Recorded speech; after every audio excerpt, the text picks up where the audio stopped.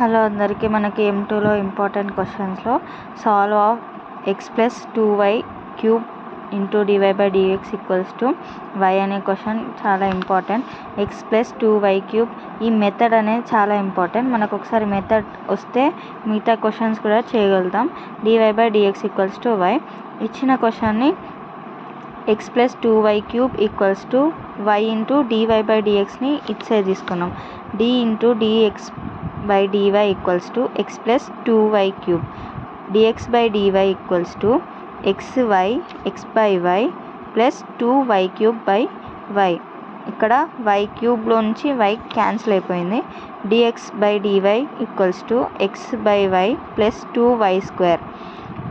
అప్పుడు dx/dy minus ఈ మనకి ఏం మెథడ్లో రావాలంటే dx/dy minus or plus px equals to q ఈ మెథడ్లో ఉండాలి. సో ఇప్పుడు 1/y into x equals to y square 2y square dx/dy plus px equals to q ఫామ్లో ఇది ఉంది. సో ఇప్పుడు p అంటే 1/y, q అంటే 2y square.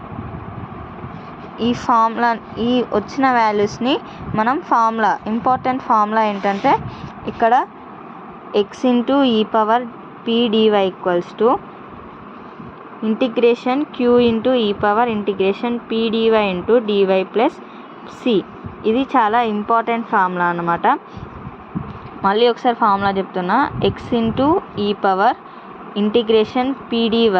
Equals to q integration e⁻p⁴ into dy plus c.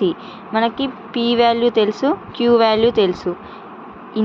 e⁻p⁴ కావాలంటే x into e⁻p అంటే 1/y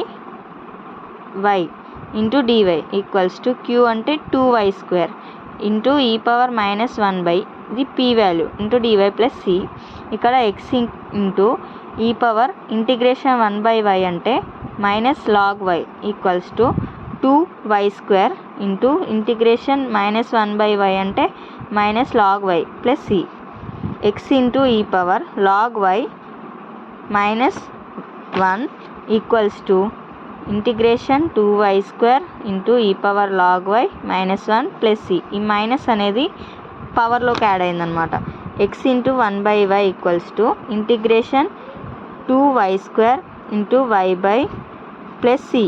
ఇక్కడ ఉన్న y ఈ లాగ్ ఈ పవర్ క్యాన్సిల్ అయిపోద్ది, 1/y మాత్రమే ఉంటుంది.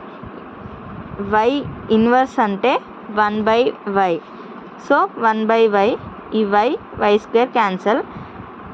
x 1/y equals to integration 2y plus c.